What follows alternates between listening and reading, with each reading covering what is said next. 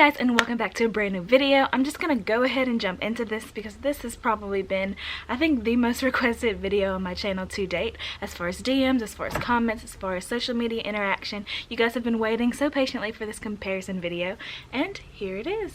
Okay, so the way I've decided to do this video is to make it very fair and not include my bias into it as much as I can.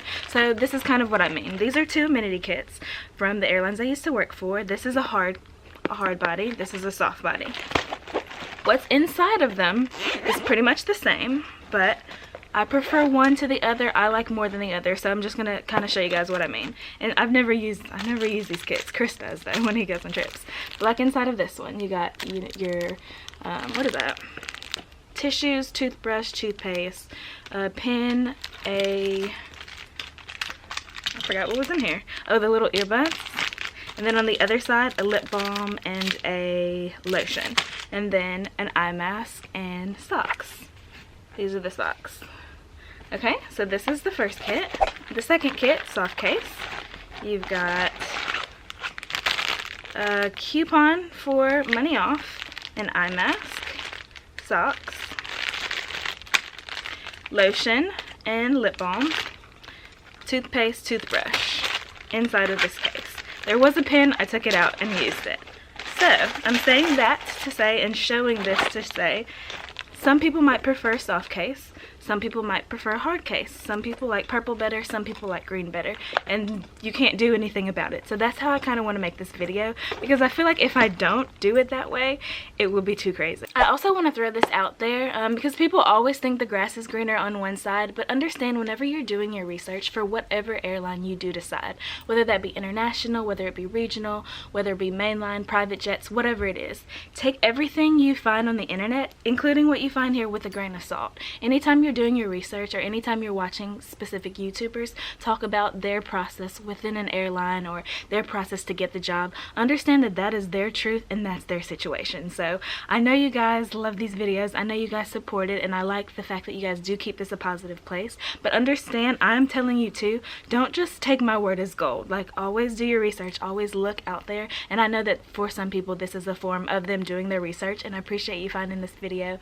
and coming here and seeing if this opinion is something that you line up with. But I do enjoy sharing my opinion with you guys, so just as a disclaimer, I wanted to say that. Okay, so I went through whenever I was deadheading on a trip, and I just made like a comparison of kind of the same things, because a lot of it is the same. So what I've decided to do is I'll basically say what the category is and then say this versus that, and kind of bits and pieces that I can share, let you guys judge for yourself, you know, that this or that. So basically, whenever you work at mainlines, there's 3 legacy airlines, and it is United, Delta, and American, and the 3 of those each go by a 2-letter code. So I don't know who came up with this, it's just a thing that we do. So United's code is UA, Delta's code is DL, and American's code is AA. So instead of like constantly saying again and again, I'll just have it pop up and edit it in the screen here or here. Okay, so the very first topic that I wanted to discuss is commuting. I am a commuter, always have been, always will be. I know it's always suggested to move to your base, especially on probation, and that is a fact that I agree with.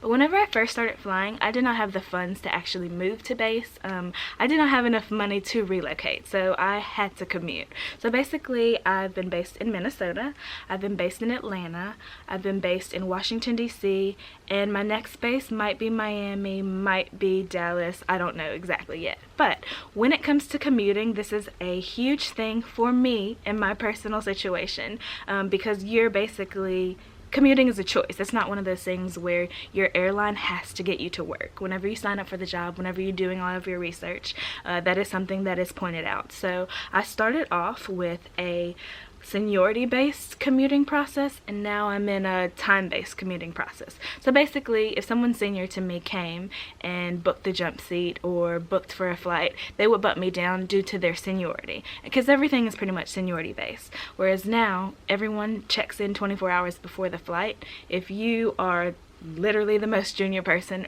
literally the most senior person, at that point it goes to whoever did it first. So it's kind of, you know, different check-in times as far as commuting. And like I said, some people think this way is the best way, some people think that is the best way, but it just depends on your situation, what works for you. So commuting is something I'm always going to do. I'm never not going to be a commuter because of where I live. Like, this is home, this is where I'm most comfortable, this is where my family is. So it's not an option for me to move to Washington, D.C. right now. That's not something that I would ever do or have any desire to do. So not only do I commute, I double commute. I'm crazy. All the crew members that are going to watch this are like, this girl, like, how do you do it? Because commuting really is a second job.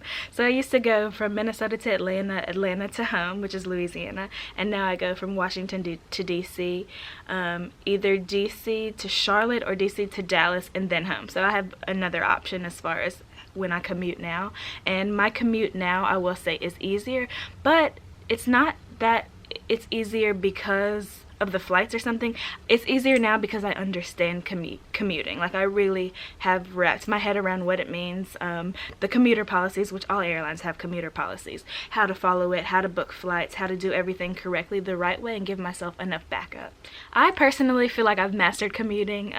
Like I said, it is a choice, but I do have dogs. I am engaged now. My whole family is in the South. So I know some people are like, why do you commute? Why would you ever commute? Like, why would you force yourself to get on 2 flights to get to base to start a trip and come in the day before when you could just live where you're based at? And that's another thing. I feel like when you're researching and looking into airlines, if you have the option to not commute and to for some reason live in base, or you already have a residence there, you have family there, or some kind of stability in a situation, sometimes I think that can really trump your decision. And like, if I lived in St. Louis, I would want to work for an airline that was based in St. Louis, because then I wouldn't have to commute at all. So it's just one of those things where apples and oranges as far as the comparison, I feel like. But I always recommend, on probation, don't commute if you can help it. If you don't have to, brace yourself. Okay, so surprisingly enough, I guess too, from the outside looking in, people want to know about the exterior and interior of planes. Both fleets have an insane amount of planes, an insane amount of variations. As far as like how many of each, that's something that you'll find out once you've gone through the training program, as far as who has all these Airbuses, who has all these McDonnell Douglases, who has all these Boeings. But the interior and the exterior, from a passenger's perspective, I do feel like would matter. But when you're working, it's not like we look at a plane and we say, oh, I cannot believe the paint is that color. Or that's not something I do, at least. I do prefer the interior and the exterior of where I work now, but I never was like, oh, I can't believe this versus that as far as the color of the planes. But once again, I have to think of this from a crew member's perspective, not a passenger's perspective. So I think sometimes when people do walk on the planes, especially if you don't fly often, as far as cleanliness and how the plane looks on the inside, that is something that maybe has a factor. But as someone who works there, we don't really care too much, at least I don't, about the color of the paint of a plane. So in my current base, I almost exclusively fly 737s. So basically, those are the planes you come on board. They've all got the screens on the back of them. It's a 4-person crew. I mean, you can research a 737, how many seats it contains and that type of thing. But I was used to being on, like, I've been on every plane: 717, 757, 767s, 777s. I have not been on our 787 yet, and I am like dying on the inside a little bit at the fact, because also whenever you are cabin crew, you kind of become a plane nerd and you do have preferences as far as you're flying. So the fleet that I would work on the most in Atlanta was like an MD-88 and MD-90, and I don't particularly care for that plane, and I think I speak for a lot of crew members when they say, but the airlines are always reconfiguring and trying to redo the interior and make it passenger friendly as well as crew friendly. So that's, again, another thing where every single plane is your office, regardless of how you look at it. We come to the airport to start our workday, but really and truly the plane is our office. So I know some people get hyped up on certain configurations versus others, but once again, that's one of those things where, especially when you apply for the job too, you're going to be on the plane, you're going to be on a plane that you've prepared for and that you've studied in training, and that is your office. Now, you might like your office some days more than not, but everything is seniority based too. So as far as being able to work on those wide bodies, nice planes with the crazy exterior and all of the entertainment you could dream of. That is all seniority based, so you kind of work your way up. Now with both airlines as well, you can swap onto trips, drop trips, work this versus that, and then you find out what you hold, or you kind of have to play with the system and see what you hold when you bid. But yeah, as far as the actual planes you work on as well too, I personally don't have a preference on that. That's just me. So this is another thing that as a crew member, it matters to us a little bit that maybe as a passenger it doesn't as much. And that is doing the safety demo versus not doing the safety demo. Let me just say, and all my cabin crew out there, I think we all prefer not to do the safety demo. It's nice to have the screens and to be able to stand there, or nice to have the screens and not even have to be in the aisles and let everyone focus on the demo. I personally love modern technology. I love 2019 and everything that's coming up. I just like that kind of stuff, and as a millennial and someone who grew up when internet was forming, we just prefer, we love our screens, we're always on these phones. It's nice to have an entertainment system in front of you. So I was used to doing the safety demo quite often, and now I still have to demo every now and then. It depends on the configuration of the plane, which one I'm on, but I prefer not to do the safety demo. However, I have had passengers come up to me or crew members come up to me while I'm in, like, oh, I see you in the demo, like, they just love it when you like buckle the seatbelt and you're pointing. I think it's just that stereotypical like, ooh, flight attendant thing, but as a flight attendant, we like to not do the demo and kind of just chill and finish doing whatever we happen to have to be doing at that moment. So the next topic that I'm going to get into is uniforms. Ooh, uniforms. This is always a major jump seat topic for both airlines. So whenever I was still working at DL, I was there whenever they were wear testing. I was actually in CQ the day that they announced that the uniforms were going to change to purple, and I already knew that they were going to be that color, but it's one of those things too where in my mindset everyone was going so crazy, and still is, about color changes as far as uniforms, but I've worn a uniform since pre-K, so I think it was one of those things where it was an issue, and I didn't get why some people were upset or, you know, whatever about it. But even now, so with AA, everything that's going on with the uniforms, we're currently wear testing, and they're changing our uniforms too. So I know a lot of people get very concerned about the uniforms, and it's one of those things where you want your employees and you want your customers to look and think, wow, you look fantastic. You want to put on your uniform and go to work and feel comfortable and feel safe and feel like you could work in it. So I know that this is always an issue, and this is one of those things too where I feel, I don't know how to put it, like I feel like some people get really worked up on it unnecessarily and then necessarily. So 2 of the mainline airlines are switching to purple uniforms, and I know some people question, like, why are you doing this color? Like, why did you combine that to make that color? It doesn't match the interior of your planes. Like, I don't understand. And you guys, I'm just gonna be honest and say I can't answer that for you guys. Where I work now, it is like charcoal gray, red, blue. It's, you know, American colors, but I can't say why. I have no idea who picks the uniforms. I have no idea like what goes on behind the scenes as far as, I don't work with the uniform team. I just think that that's one of those things where I would love to know the answer as well, but as far as how they pick the color or what they decide, I know sometimes you get to vote versus for options. Like right now we were voting for an option on one of our blazers, and the option I voted for won, but it's one of those things where I don't know what people expect me to say about the uniform other than you might like this color, you might like that color. We'll throw this out there though, I love scarf. I love a good scarf. So Etihad is actually my favorite scarf, and I obviously don't work there. I love Spirit scarf. I love American scarf. I like Delta scarf. I like, who is it that has the red? I don't know if it's a Virgin Atlantic. There's another red scarf that's out there that looks fantastic. That to me is more of an issue. As far as what I'm wearing, you could put me in a plastic bag. I promise I'll figure out a way to rock it.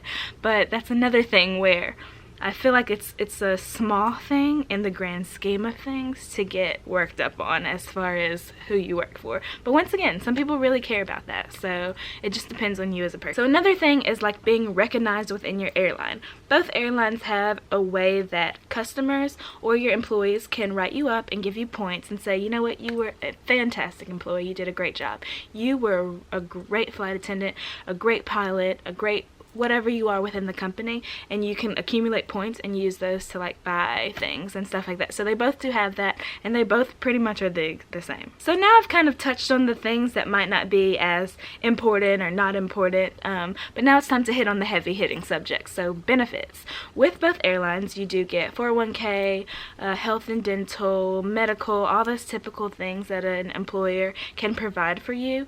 All of that is stuff that you find out once you get through the training process and once you've officially been accepted into the job. I know that that's one of those things that can really weigh heavy depending on why you're applying for this, especially if financially you need to decide, if I apply for this job, am I still going to be able to keep up my means of life, to pay all of my bills, that type of thing. So without, because I don't get into pay, I've said that a million times, but without like getting too far into it, one thing I did like is at the airline I work for now, the day I went through the training process, or not training process, the interview process, they told me from jump, this is what you start out making per hour, this is what you're gonna have in 5 years and 6 years. Like, you knew the pay scale from the beginning, so I was like, oh, okay, that's the number I have to go off of. I do make more now and I fly less, so it was just one of those things for me where that kind of just was like, oh, okay, that's what I need. Now, understand too that some people, like, I know you guys want me to just say the amount, say the amount. No, I'm not gonna do that, but there are ways you can research and look up pay scales. Not all of them I feel like are up to date, but once again, as an employee, there are things that you don't disclose, and that is one thing I probably could say but won't, because I don't like that. Okay, another huge subject and another huge like thing for people is unionized versus not unionized.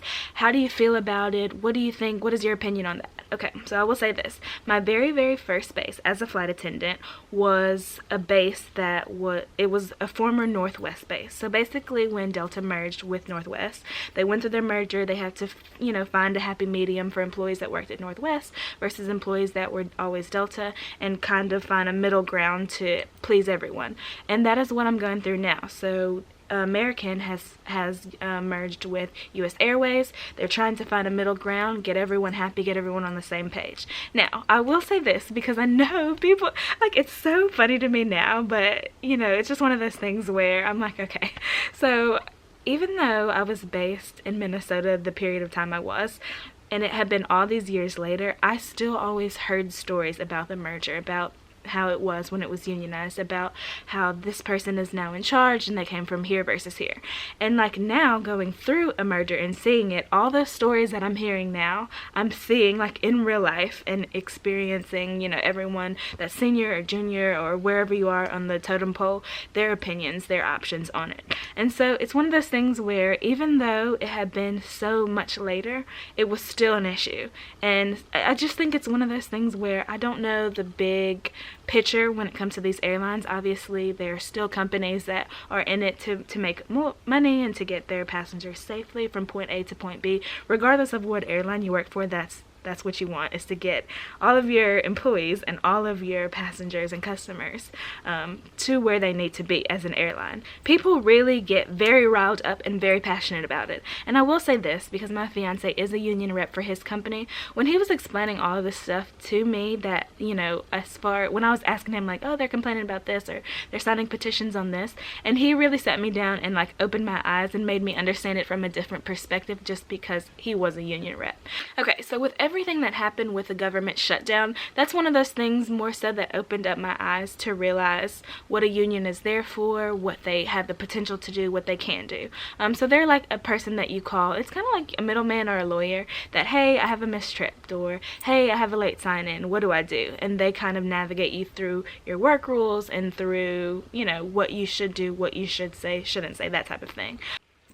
Sorry guys, I had to pause it. Auntie's so cute. She's like, I made you breakfast. Look at this. She made lobster, eggs, sausage, grits. Not grits, grapes, and blueberries. My heart. I kind of forgot where I left off. I'm sorry. The next topic, ooh, and this is a big one, is reserve versus align. A days versus on-call days. Which one is better? Which one do you prefer? Okay, let me say this. With the majority of airlines are out there, and I can say this now from like a really more knowledgeable place because I do have roommates that work for regional. So I've talked to people from PSA, Republic, Envoy, SkyWest, as well as Allegiant, Spirit, United, Delta, American, JetBlue, and Frontier. So now I feel like now I definitely have a more well-rounded thing, and this is always such an issue and such a huge topic once you're a crew member, and that is sitting reserve and having to know your schedule. Okay, so now fast forward to now, I would have an entire month with a schedule and then an entire month with reserve. The thing about being a flight attendant is when you're on reserve, it is like you're giving up all of your time and your day, and it's one of those things where a lot of things are not in your control, and planning things for the future is really hard. Now everything is seniority based, so when it comes to being seniority based, that means if you are 6 months in, you have no seniority. Really and truly, in some bases, if you're 6 years in, your seniority isn't what you think it's going to be. And every single thing is seniority based. From bidding to whenever you go to training, to bidding for your schedule, to bidding for vacation, everything is, the longer you've been there, the more that you get what you want.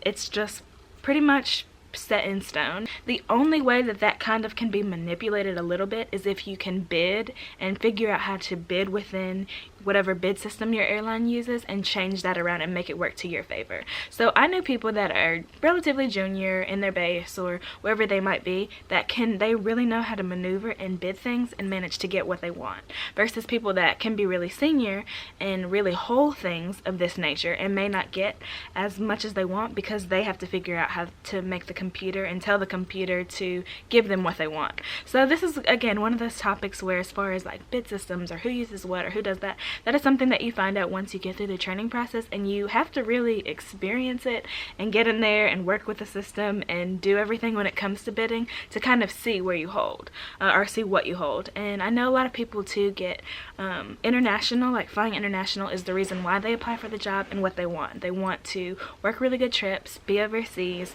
you know, do one leg there, one leg back. And I will say, realistically, depending on where you're based, you probably won't get that off the jump. That's just, it can happen, don't get me wrong. I got an international line my second month here and I was like, I didn't even bid for this, like how did this happen? But it's one of those things too where you, like me as a person, I don't particularly care about flying overseas. I know the attraction is one leg there, one leg back, the nicer planes, but for me that is not why I signed up for this job. So I would never want to be based in New York and try to do mostly international trips. I have classmates that are there that do it, that love it. I have classmates in Miami that do it and love it. It's for them, it's not for me. Oh my gosh, I'm getting off subject. Okay, so where I'm based at now, I basically fly 3-day trips. I actually did my first 4-day. What was that? Maybe a month ago?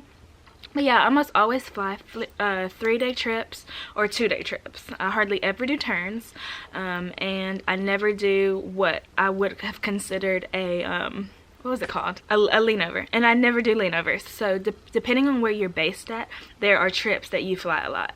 And that has a lot to do with it. And it's one of those things too where, especially starting off, you don't know certain bases are going to have this flying versus not. So my very first base and how I would fly and the credit time for my trips is a lot like where I'm based at now. So I prefer to be off. I have always been very open about that. I've always been very like, you guys, I know at the end of the day, especially with this channel growing a little bit, that people have I have been labeled as a flight attendant. That's all I am to some people, but at the end of the day, I really do love my family and they are more important to me than this job. And I know that might seem crazy to some, or you know, whatever, but me as a person, I have a business degree. I have done other things. I have had previous jobs. I've worked minimum wage jobs. I've worked jobs that I liked. I worked jobs that I hated. So I think because I haven't always just been a flight attendant from 18 or applied at 21 and always done this, that my view on it is a little different. But yeah, I was born in Texas, raised in Louisiana. My parents, my grandparents, my aunts, my uncles, my cousin, literally 90% of my family is in Dallas. I ended up coming to Louisiana for school. I graduated from here and I met my fiance, future husband, here as well. So it's just one of those things where that's my truth, that's my situation, and that might not apply to everyone else. So I know some people are like, oh my goodness, why wouldn't you want to live in LA? Why wouldn't you want to be based in I don't even know, Hawaii or something, and like that is very enticing and that is very exciting for some people, but that's not what I want. That's just not what I want. Okay, so with that being said, like I said, the majority of my family is in Dallas, so training the second time around was a different experience for me. So understand, let me say this as a disclaimer too, you don't roll over seniority at all. Your seniority deletes, starts over. So if you have AT&T service, that's what you've been having, and you want to switch to Verizon, you don't get all of the perks and everything rolls over because you switch. It doesn't work like that with airlines. Now it can be different if you are regional and you move to mainline within your company. I don't know exactly how all the ins and outs of that work, but I know there's something that you retain whenever you switch. However, for me, it was like a complete delete in seniority, a complete start over. That means I went through training all the way over again. Now I understand too, this changes, so it might be different now, but for whenever I went through it, it was 8 weeks of paid training the first time around, 6 weeks of unpaid training the second time around.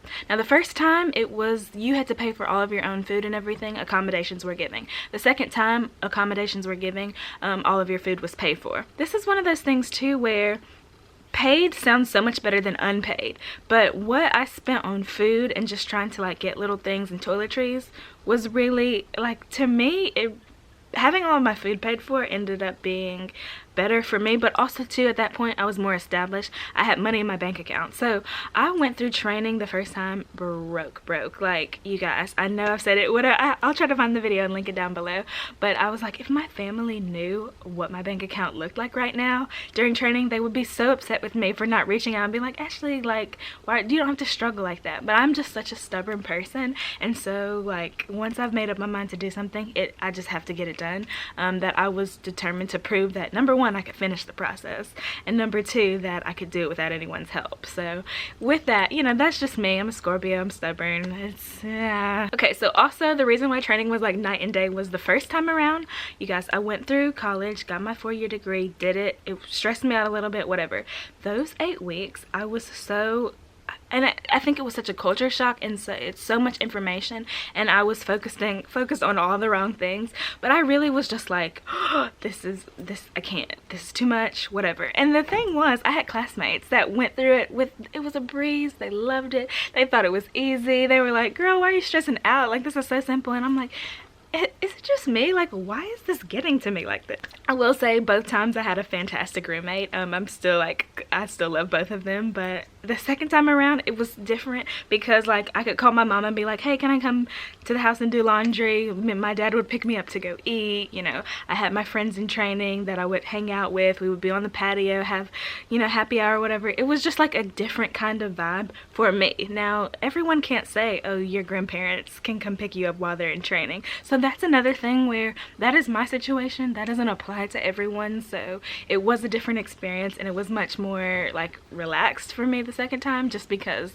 like I said, my whole family's in Dallas. So just, I guess, a few comparisons you guys might want. Like, I got in trouble for a ponytail holder my first time around. My instructors were both fantastic. The second time around, I had 3 instructors. They were both fantastic. The class size was a lot smaller my first go around than the second go around. I don't know if that changes your experience necessarily, but let's see what else. Both times people got kicked out for grades or other things going on. Whenever I graduated, I got a certificate at both. Okay, so I think you guys can see that, but like the first time around, like I said, I was there when it was still red, when I still wore the red dress. It has like your wings and then your name on it. Now I have a separate name bar with my wings. So I really don't know what all else to get into, but I wrote some of these things down. Both have Biscoff cookies. Both of them give to like a ton of charities. They both recycle. They both have like a program that you can like kind of talk to them about student loans and everything. The hotels that I've stayed at sometimes are the same, some are different. It's just like a contractual thing. Once again, I don't really know all the ins and outs. I know there's like a team for that, but not on it. Oh my gosh, both send so many emails. I used to work at State Farm, so that really made me in emails. I just am so OCD about emails, and I put it off and put it off, and then I go to open my mailbox and I'm like, what are all these emails? Why are there so many? And I have to get through all of them. I have to get it down to 0. The email thing is the same. Oh, okay, another thing I do remember is, so in order to fly the lead position where you work first class, you need to be off probation. At DL, at AA, you can do it day 1. So like I said, my second month was a line month for me, so the entire month I flew first class and I worked international.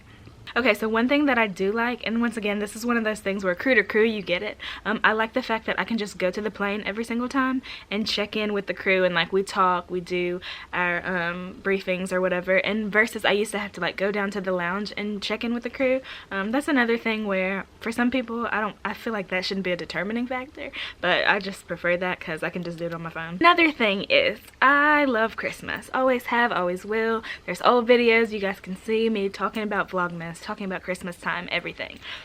Last December, whenever I was flying, mind you, I don't even know how many months in, not even a year, I dropped my entire line, and the only days I flew in December were the 25th and the 26th. Now, I planned on originally doing Vlogmas and posting it and everything, but my camera broke and me and Chris had stuff going on at the house, so it was just too much, and I decided, you know what, I'm not going to be on social media for a while. So like I said, I only flew Christmas Day and the day after Christmas. Now understand that can depend on where you're based at, depending on your seniority within the base, but I have no seniority at all. Like, even once you're 10 years, it's funny how people think some things are senior and some things aren't, but really and truly, that's not any seniority. So I know it might be crazy, or people are like, so when are you considered senior? 30 years. You're considered senior once you're 30 years. I really and truly feel like if you speak a language, you're in a different little category because you are like a premium person that has this amazing skill to be bilingual, trilingual, whatever you are. Like, I joke with Nate all the time. I'm like, you are a senior papa. Like, you are so senior. I'm so jealous because he holds things as a Spanish and Portuguese speaker that someone like me would never, I would never personally want, but could only dream of bidding for it and asking for it. However, he did mention, even though he speaks 2 languages within his base, he still is bottom of the totem pole as a Portuguese speaker. So all these things depend on where you're based, and cultures of the bases are different. You know, how people do things in New York might be different than how people do things in Dallas. I know I heard somebody by the door. They're so confused as to why I have this door closed, but I know that they would be in and out, always behind the video, in the background running around if I was to open this door. As you are watching this on my social media account, I want to say thank you so much for finding this video, for supporting, for not supporting, for lurking, for being here for whatever reason you are. I do appreciate it, and every view does matter. So once again, this to me is my truth and my situation and does not necessarily apply to everyone. I've been on YouTube since 2013. I have some cringy videos that will never see the light of day. From 2008 to 2012, YouTube has been such a fantastic platform, and it's one of those things where I've learned so much and navigated through my life so much from researching things that I didn't know about growing up as an only child and not having someone to necessarily bounce ideas off of, or certain things that were taboo. I'm like, well, let me look it up on YouTube, and there's so many things that this platform has taught me, and that is why I ended up deciding to make this channel and to, you know, give my truth, give my opinion, and put these videos out here, and they've turned into what they have. So pretty much every airline, as far as what I've heard and kind of asked around about, has social media policies, but I am allowed to be on YouTube and I am allowed to have this platform, and it's one of those things too where it's something that's important to me, and that's not necessarily everybody's situation. I had no idea when I started posting these videos that this platform would turn into this, that we would grow. I was never really concerned about the numbers anyway, but it was one of those things where once I hit 10K, I just felt like, bam, I'm a YouTuber, I've done it, this is goals, this is the end game. Like, it was just a very exciting number to see that, because like I said, I don't even know 10,000 people, more or less. What are we at, 17,000 or something like that now? So it was just exciting, and it was like a little pat on the back and an accomplishment to me. But I will say this, without being too shady, there is a reason why you see a vast majority and a large presence from some airlines versus others on social media. Some people really aren't allowed to post, they're not allowed to say certain things, not allowed to to expose certain things or whatever, and I get that from like a company standpoint. Once again, I'm a business administration major. I loved marketing. It was one of my favorite classes, and so I get why some people care much about it. I get why some people would want to like contain it or not have certain things out there. Okay, so originally whenever I did decide that I would kind of make this platform flight attendant related and see where it went, there was a girl that works at United. I don't actually know if she still works there or if she still posts, and I know her name was Raven, but she was who inspired me to kind of like, oh, maybe I could create content and put it out there. And I don't work for her airline, and at the same time it was just one of those things where there was certain terminology and things that she was saying that I understood or didn't understand, or kind of was like, oh, what does that mean, and tried to use the internet as a resource. I know some people do come to this channel and they do use it as a resource as well, and like I said from the beginning, everything with a grain of salt. So with the internet morphing into what it is today, and with social media becoming these crazy platforms and what it is today, I love that. I like the fact that you can go on Google and you can type something in and try to piece together your situation or get research, and that is something that I think is really important. I think that with modern technology being what it is, you can pretty much find anything on the internet. However, you shouldn't believe everything on the internet. I will say that I do appreciate you guys keeping this a positive place, keeping this a positive platform. I have no idea what the comments are about to be like. I feel like it's going to be crazy, but once again, I have no problem with using the block button. That's not something that I think is, you know, harsh. I'm not gonna argue with people on the internet. That is just wild to me. Like, there are really people that come on this platform and dislike every single video I post, and I'm like, thank you so much for the view. I appreciate that. I have worked so hard to get where I am in life, and my truth is my truth, and my situation is my situation, and at the end of the day, you really don't know all that's going on behind the background or all that's within my 24 hours, but the pieces and portions that I choose to put on my platform are my opinion and my situation. So take it or leave it how you want it. We'll see what the comments are like, but I do appreciate you guys for coming to this video and for checking it out. If you stuck it all the way to the end, thank you so much. Once again, I will link everything down in the description box as far as my social media and anything I feel like might have related back to this video. But I hope you guys are having a lovely February, and I'll see you guys in my next one. Also, I just want to say this as well. If any of you guys follow me on Instagram, you know the little thing I've been doing for Christopher, but as someone who's been single, who's dated, who's been engaged, who's had a boyfriend, all of those levels of this while being a flight attendant, I just feel so much more in love and like, oh, during the month of February. So make sure you guys go on Instagram and like check out the little scavenger hunt thing I've been doing for Chris. And yeah, I just wanted to wish everyone a happy Valentine's Day as well. Okay, bye.